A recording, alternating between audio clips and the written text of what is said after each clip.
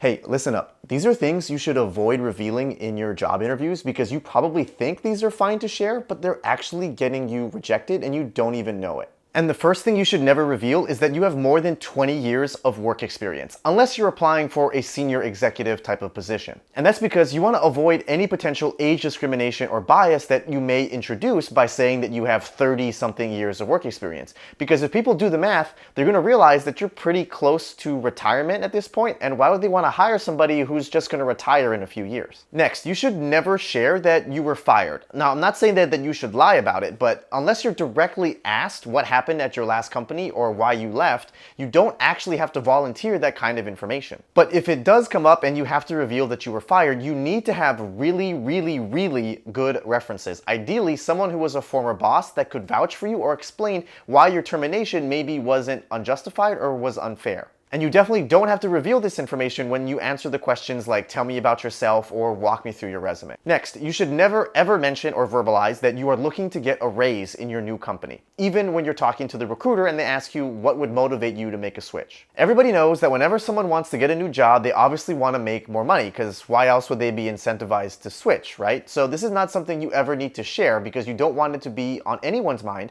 that this is the only reason that you're looking to join. People want to hire somebody to join their company or join their team because they believe they're genuinely excited to be there and that they want to be there and that they can have a good impact. So until it's time to negotiate your offer or talk about compensation expectations, you should be doing your best to just show them that you're excited and you want to be there and that you've done your research about the company and you're pumped and excited about the impact that you can have. Now, this next one is something you probably don't even realize that you're doing based on your word choice or how you're telling your stories. And that is that you should never reveal that it was someone else's idea to do something, or that someone asked you to do something, or that someone identified a problem and then tasked you with solving it. Now, of course, you shouldn't lie if you're directly asked about it, but it's not something you need to volunteer or need to weave into your story when you're giving your star answers. A lot of time, I hear people use the words, I was asked to do blank. Instead, you should never even say those words and just explain what the context of the situation was that had led to you doing something. I also hear people saying things like, engineering discovered a problem, which led to... Instead, you should just say what the problem was without saying who found it. Anytime you share that it was someone else's idea to just do anything or to solve anything, it takes away credit from you and makes it seem like you don't have that strategic or critical thinking. Next, you should never reveal that you actually want to transfer roles or switch jobs once you're at that company. I unfortunately made this mistake when I was interviewing for a campus recruiting position. I kept asking them what it would be like to be a regular recruiter or how long it would take before I can switch roles. And of course, I didn't get hired even though I thought I did really well during those interviews. Even if this is your true motivation for joining a company, this is not something you ever need to mention while you're doing your interviews. Maybe once you get your job offer, you can inquire about transferring around internally because at that point, the company would have already wanted to hire you in that position. But you don't want to give them any potential ideas that you're not really interested in this role and you're just taking this for a temporary position. Another thing you should definitely never reveal is that you hate your current boss, even if it's 100% true and it's the real reason why you're looking to leave.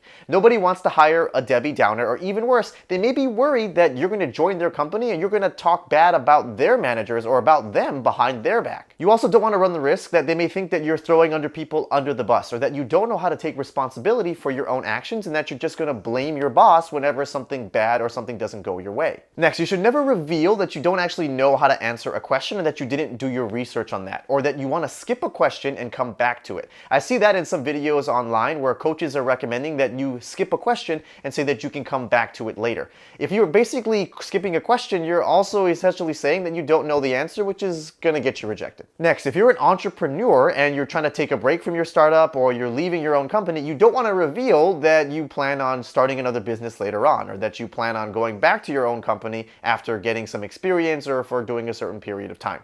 Now, this seems pretty obvious, but with a lot of the entrepreneurs that I work with, this is actually something that they will say when someone asks them, what are you looking for in your new role? Or why are you leaving your current company? Just like how they don't need to know that you're only here to make more money, they don't need to know that you plan on going back to starting your own business. Next, you should never volunteer that you are currently pregnant or expecting a child. Yes, it is illegal to reject somebody based on their pregnancy status. However, it is so difficult to prove this in court if you even wanted to sue them. They would just say that they rejected you based on your interview answers, and there's no real way that you can prove that is true or not. So it's best just to avoid this whole situation. And if you're wondering why someone would be rejected because they're pregnant? Well, it's because the hiring manager will realize that if they hire you, you're going to join, maybe work for 1 or 2 months, then you're going to take sometimes up to 6 months of maternity leave. And they've realized that they've just spent all this money to hire somebody and they're not going to be able to work for 6 whole months. So I've just given you some of the industry secrets as to what things you may be revealing or saying that are actually getting you rejected when you feel like your interviews are going well. If you found this video to be helpful, please share this with a friend and click subscribe if you haven't already. And if you want more interview tips, like some common mistakes that I see, you're going to want to watch this video right over here.